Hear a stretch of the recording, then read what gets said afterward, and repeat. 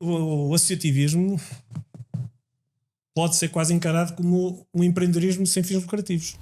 O nosso convidado deste episódio do Volga Talks é o engenheiro Luís Gustavo Martins. Doutorado em Engenharia Eletrotécnica e de Computadores, com especialização em Telecomunicações e Multimédia. Foi vice-reitor para a Investigação e Inovação da Universidade Católica Portuguesa, onde acompanhou de perto a transformação digital da instituição e o reforço da ligação entre conhecimento, empresas e território. Vice-presidente do Volga Sport Clube, hoje vem ajudar-nos a pensar o papel da universidade na inovação e no empreendedorismo em regiões como Sevé do Volga. Olá Gustavo, obrigada por teres aceito o nosso convite para participares no Volga Talks.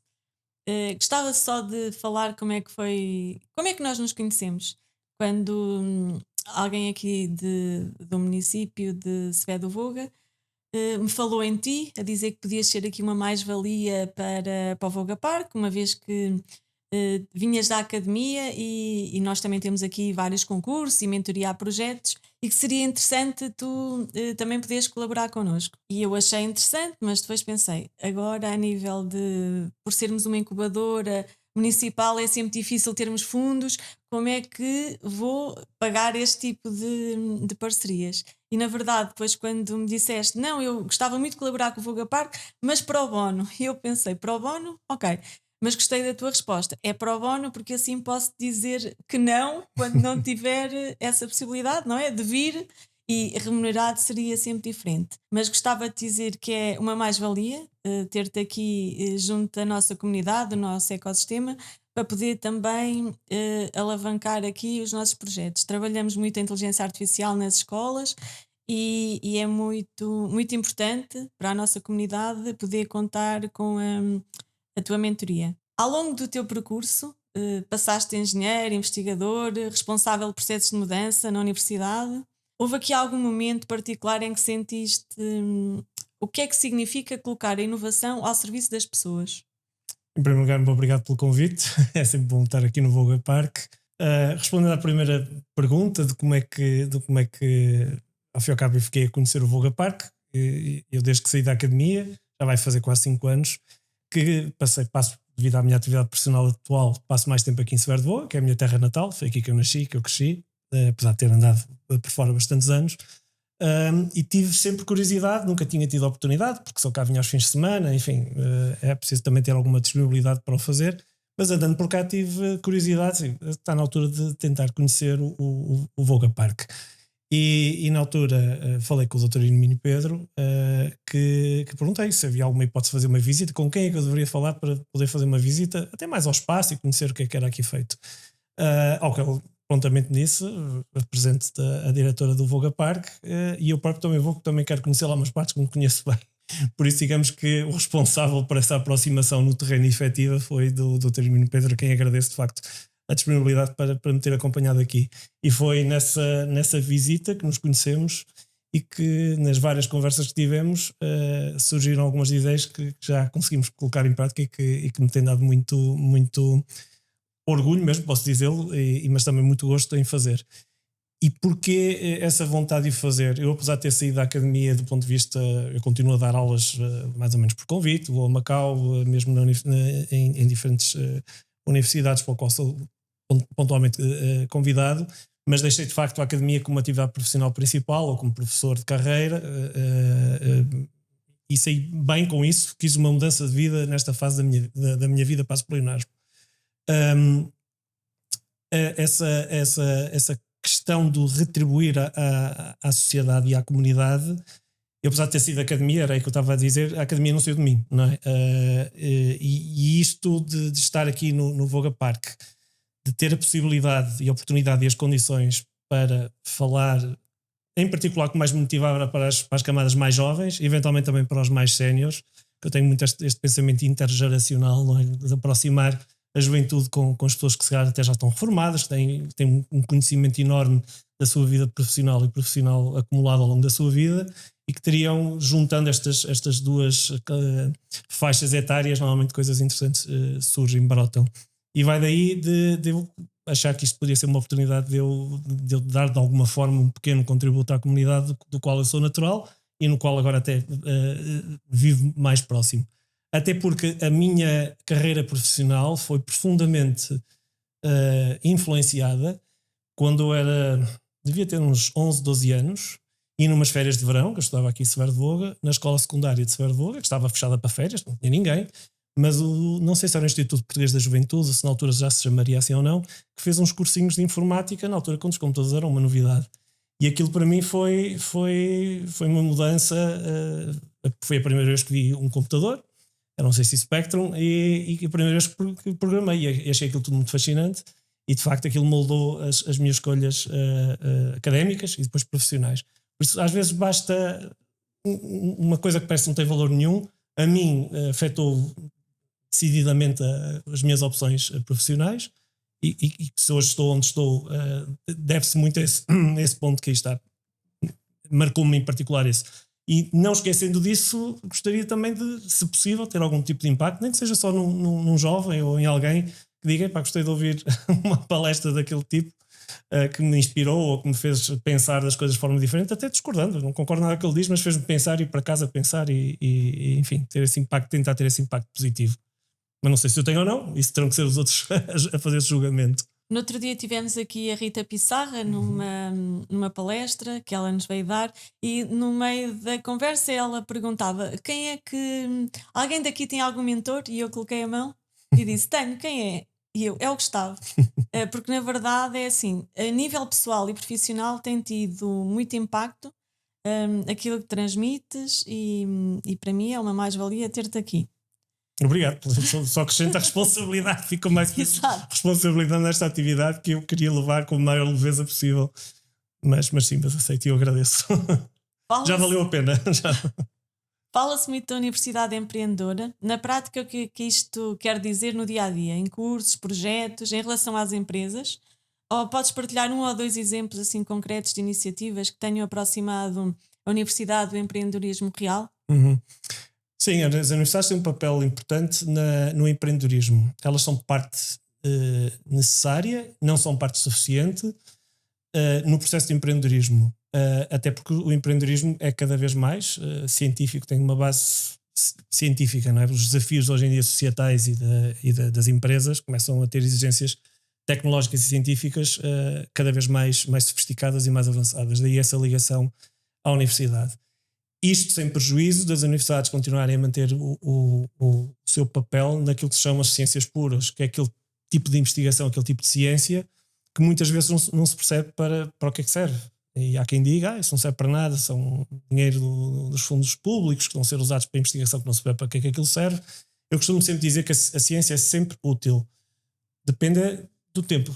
Basta, às vezes é preciso esperar uns anos, às vezes é preciso esperar uns séculos para que se perceba porque é que aquelas teorias que alguém andou a estudar, desde a filosofia às matemáticas, às químicas, às físicas, enfim, são normalmente a ciência anda muitos anos à frente e às vezes não há aplicação ainda, ênfase no ainda direta naquilo que é aplicabilidade. Mas deve ter um braço, e tem, a maior parte das universidades hoje em dia tem, felizmente, no passado poderiam não ter, mas hoje em dia todas têm. Quem não tiver, de facto, não está bem enquadrado no mundo real onde as universidades se enquadram, de empreendedorismo, que tem a ver com as interfaces ou as transferências de conhecimento para a sociedade, e isso vai muito pelas empresas. Desde a questão de empreendedorismo dos próprios alunos, na criação de novas empresas, de startups, ou mesmo em projetos com empresas já estabelecidas, não é?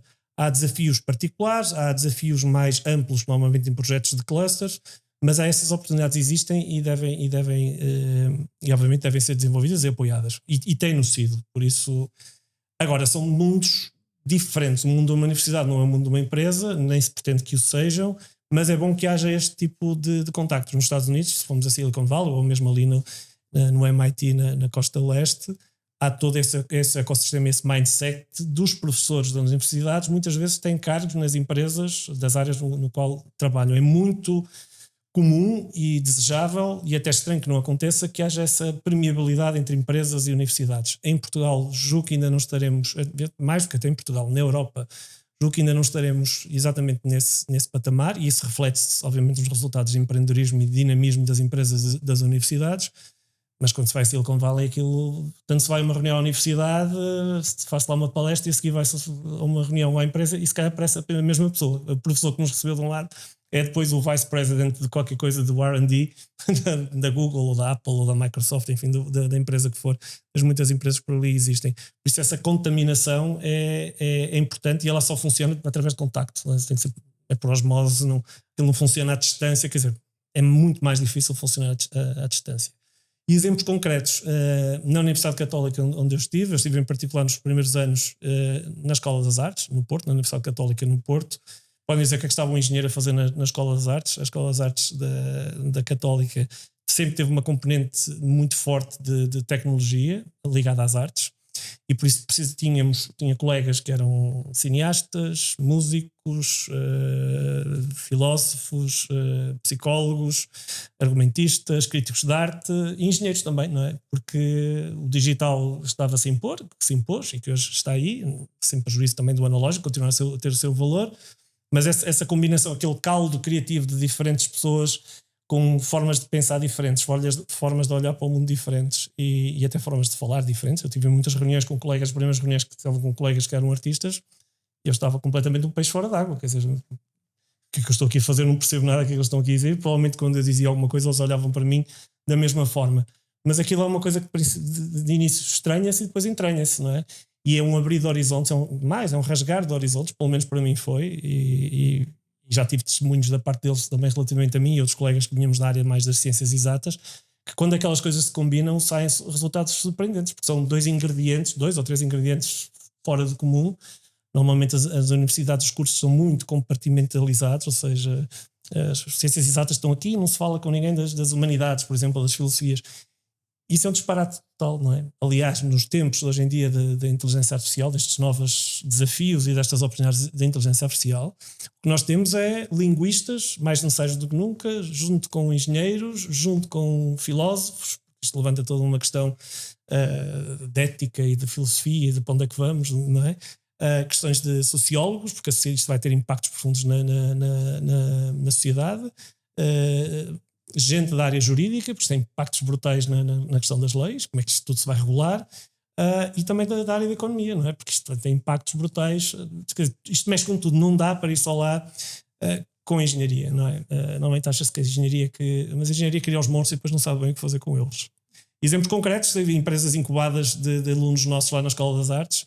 Existia uma startup na universidade para empresas de alunos que foram criadas várias com sucesso, algumas ainda existem, porque as startups têm esse ciclo de vida, alguns curtos, outros que saltam para outras esferas, inclusive internacional, e de facto foi um orgulho acompanhar ver os alunos que nós acompanhamos durante 5 anos, e depois lançarem-se no mercado a criar as suas próprias empresas.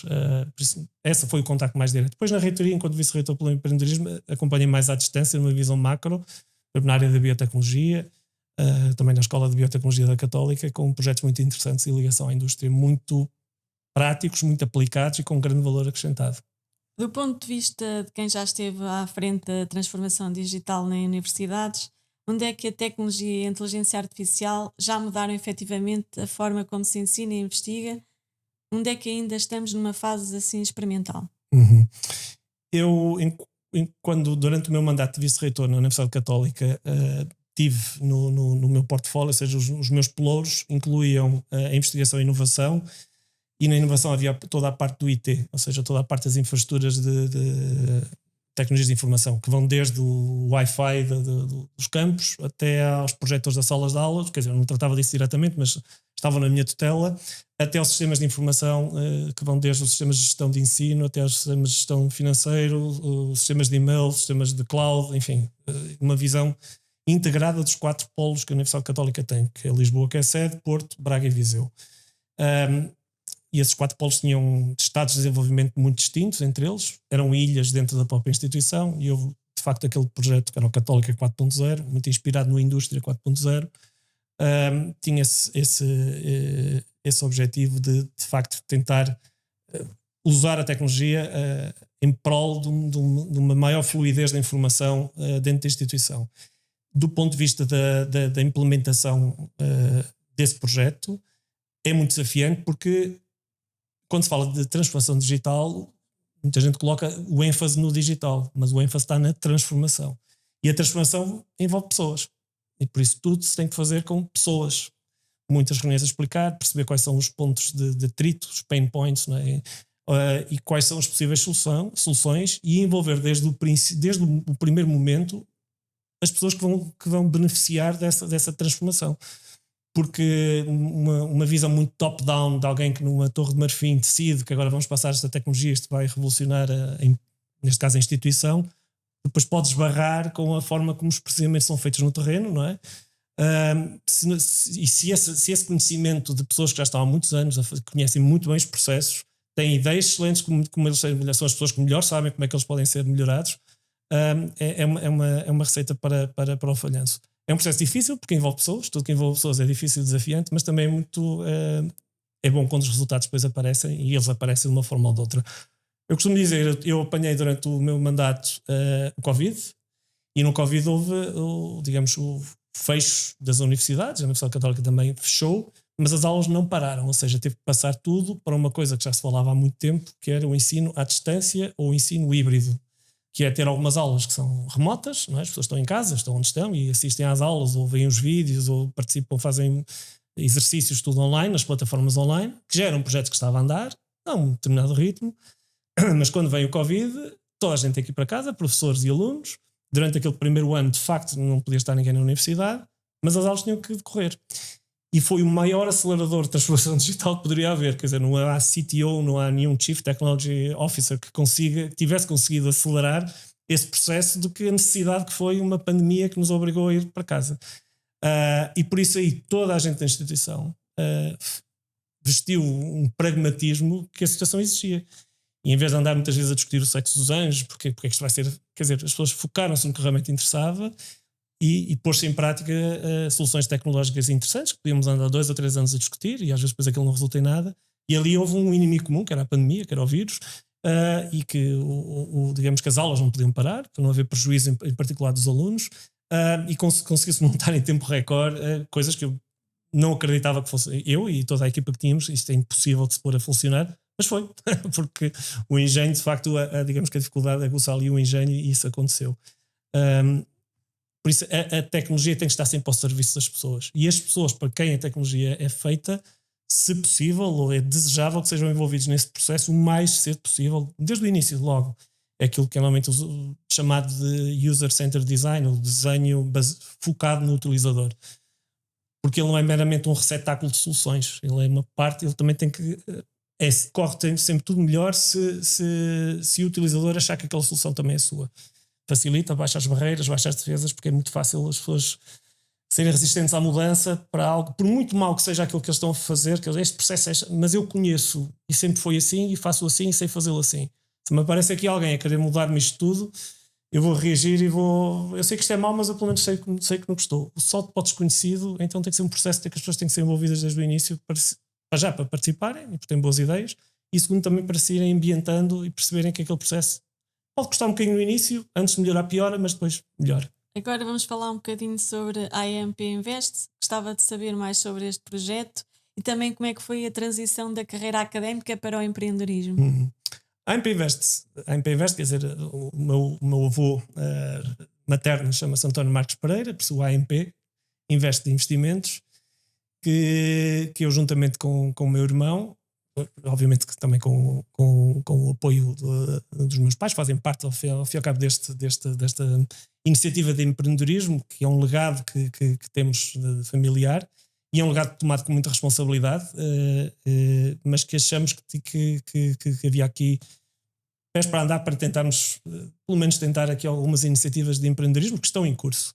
Algumas já com algumas coisas no terreno, mas neste momento com projetos a ter mais para o futuro. É um processo dado passo a passo, sem tentar dar um passo mais longo que a perna. É focado aqui na região, quer dizer, essa atividade está sediada aqui em Severo de Voga, apesar de depois ter atividade aqui em concelhos limítrofes, Oliveira de Frades, São Pedro Sul, mas que tem a ver um pouco com o turismo rural, tem a ver com investimentos na silvicultura, e também parte de arrendamento urbano. Digamos, é algo que eu e o meu irmão temos tomado em mãos, e que para mim em particular, que estava na academia, não é? Quer dizer, tinha tinha a minha carreira de professor, nunca tive propriamente uma vertente de empreendedor criar uma empresa, ter que fazer parte da gestão dela, tentar perceber, definir estratégias. Estava sempre muito do lado da academia, do ensino, de como isso pode ser feito. E agora vejo numa posição de, agora está na altura também eat your own dog food, como se costuma dizer na minha área, de experimentar e de me pôr também à prova. Foi um desafio que eu gostei, aliás foi uma das coisas que me fez repensar quando o mandato terminou na Universidade Católica, que são de 4 anos, eu de facto tive essa vontade de, há aqui uma oportunidade, tenho as condições para o fazer, ainda por cima com a vantagem de poder fazer com o meu irmão, num projeto familiar, e achei que devia agarrar essa oportunidade. Já eram muitos anos de vida académica, podia ter seguido a minha carreira, mas filo sem olhar para trás. Eu de facto queria uma mudança e eu gosto de me dispor à mudança. A minha vida académica não foi uma ambição que eu tenha tido, ao contrário de outros colegas, que toda a legitimidade, que sabiam perfeitamente que queriam seguir a vida académica, que queriam se doutorar, e depois queriam se passar a professora auxiliar. Eu nunca tive essa ambição. Eu fui estando nos sítios errados à hora errada e as oportunidades iam-me aparecendo. E eu acabei por as agarrar, e ainda bem que o fiz, gostei muito, foi um percurso que gostei, mas achei que cheguei a um momento em que me apetecia fazer algo diferente.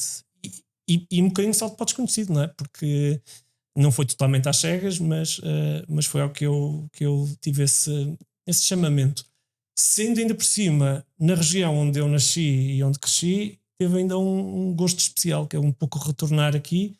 E de alguma forma, se estes projetos que nós fazemos puder dar algum contributo, por muito pequeno que seja, também à comunidade, tanto melhor. É juntar o teu ao agradável, porque para mim o empreendedorismo tem que ter sempre a sua cota-parte de responsabilidade social. Se calhar um termo um bocado pesado, mas pelo menos contributo, dar alguma coisa à comunidade.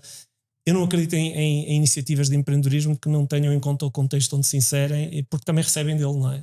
Direto ou indiretamente recebem. Por exemplo, as empresas que são incubadas aqui no Vogapar seguramente recebem de vantagem de estarem no ecossistema de Vogapar, no ecossistema do Concelho de Severo Voga e da região em que o Concelho está inserido. Eu pelo menos acredito nisso. Quando olhas assim para estruturas como o Vogapar, que vem no seguimento daquilo que estavas a dizer, o que é que consideras mais determinante para o sucesso? O espaço em si, a rede de empreendedores, a capacidade de ligar a autarquia, empresas, universidades em projetos comuns? O que é que achas que é mais importante? Eu, se tivesse a dizer o mais importante, é o networking, as pessoas conhecerem sem falar, é um ponto de encontro. O espaço, que obviamente que é importante, quer dizer, toda a parte logística é importante, porque as pessoas não trabalham à chuva, não é? Quer dizer, há quem trabalha, há atividades em que funcionam nisso, mas é bom haver um centro, um pretexto, digamos.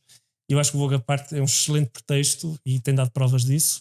De pessoas de diferentes áreas, diferentes fases de maturidade de empreendedorismo em que se encontram. Eu, por exemplo, estou numa fase muito inicial, tenho aprendido imenso com as conversas que vou tendo com as pessoas que encontro aqui. Também era esta minha ligação ao Vogapar, que há que se dizer, também não é totalmente altruística. Eu também venho aqui na expectativa, que tem sido correspondida, de conhecer pessoas que estão no terreno, que conhecem, que estão com as suas empresas, têm anos e anos de trabalho, de sucesso já demonstrado no terreno. E cada vez em que tenho a oportunidade de uma palestra, aquilo não é, eu pelo menos eu encaro sempre, não é eu estar ali a falar, a debitar, aquilo não é uma aula de todo. Quem sou eu para estar a dar aulas a estas pessoas que sabem muito mais que eu, em torno de empreendedorismo nem se fala. Mas é interessante ter este feedback e estas conversas. Às vezes é nas conversas, nos coffee breaks, que às vezes mais se aprende propriamente em ambiente formal de palestra ou de aula ou o que for. Por isso vejo essa ligação dessa forma. Agora, para finalizarmos, de que forma o associativismo tem relação com o empreendedorismo? E dentro dessa visão, que ambições fariam sentido assumir para parcerias com centros de inovação como o Vogapark e para o apoio a projetos futuros em territórios como o de Severo Voga? O empreendedorismo, o associativismo pode ser quase encarado como um empreendedorismo sem fins lucrativos, em que eu pelo menos fui convidado de surpresa, apanhado um pouco de surpresa. Se tivesse tido muito tempo para pensar, se calhar tinha ponderado, mas ainda bem que não me deram muito tempo para pensar. Eu costumo dizer que fui quase enganado num bom sentido, não é? Tenho que agradecer só ao presidente do Voga Sport Clube, que em particular faço parte da direção. De uma área, o Voga Sport Clube tem uma ligação ao desporto automóvel, que é uma área que eu sempre gostei, desde menino, dos carros e tudo que tem a ver com isso, mas nunca tinha estado envolvido do lado de quem organiza provas, como se organizam aqui em Severo de Voga, à escala nacional e até internacional. E por isso aceitei esse desafio de fazer parte de uma instituição de associativismo, que é o Voga Sport Clube, que é sem fins lucrativos e utilidade pública, o que também me agrada essa vertente. E foi um processo de aprendizagem, já tinha feito parte de outras associações, nunca em fazendo parte de nenhuma direção, porque felizmente Severo de Voga tem muitas e boas associações com um trabalho de muito relevo e muito reconhecido, e é bom que seja reconhecido em diferentes áreas. Mas eu encaro isto como uma vertente de empreendedorismo, desde as contas, desde a sustentabilidade, que nem sempre é fácil, desde o contacto com patrocinadores, desde o contacto com fornecedores, contacto com as pessoas que apoiam, e isso, mais uma vez, é networking, aquilo que eu dizia, porque eu de repente, sendo eu um filho da terra, mas tendo estado tanto tempo fora, muitas vezes falavam da pessoa A, da pessoa B, eu não faço ideia quem é.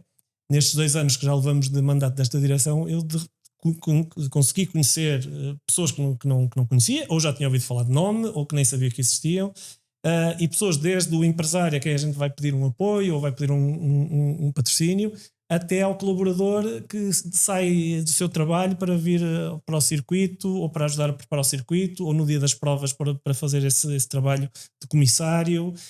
São centenas de pessoas que no fim de semana de prova se tem que gerir ali em cima, que era outra coisa que também nunca tinha parado para pensar, e é uma máquina que de facto requer muita gestão. De outra forma, acho que o associativismo pode ser um excelente campo de exercício de empreendedorismo, porque aprende-se muita coisa com isso, aprende-se a ter que se gerir recursos muito escassos, não é? São sempre muito escassos, em prol da comunidade. São sem fins lucrativos, nenhum de nós tira nenhum proveito dessa atividade, é pro bono, não é? Por natureza, mas depois queremos e acreditamos que tem um impacto importante no concelho, na população, e se não tiver temos que repensar a nossa atividade, não é? Quer dizer, então a associação se calhar não está a cumprir o seu propósito. Por isso eu acho que a ligação entre o empreendedorismo e o associativismo, eles estão bastante ligados. Um pode ser um bom exercício para o outro e podem ser exercidos em simultâneo. Acho que se tira muitos ensinamentos de um para o outro. O network é fundamental, conhecer pessoas dos mais variados tipos, e aprende-se imenso. Eu tenho aprendido imenso, por isso sinto-me felizardo e privilegiado por poder exercer isso. Queria-te agradecer, Gustavo, por teres participado neste Voga Talks. Eu acho que ficava aqui sempre a ouvir-te, porque cada vez que tu falas, eu estou sempre a pensar, tenho outro projeto aí, se calhar o Gustavo podia-me ajudar, e é sempre importante termos assim pessoas que também nos criam impacto a nós, não é? Uhum. E agradecer-te então pela tua vinda aqui ao Voga Park. Ora, essa, eu é que agradeço, e pelas oportunidades que me têm sido dadas, e naquilo que eu souber e puder, dentro das minhas disponibilidades, contem comigo. Obrigada. Obrigado. Muito obrigada por nos terem acompanhado até aqui. Chegámos ao fim da 2ª temporada do Voga Talks. Continuem a acompanhar as novidades do Voga Park no nosso site e nas nossas redes sociais.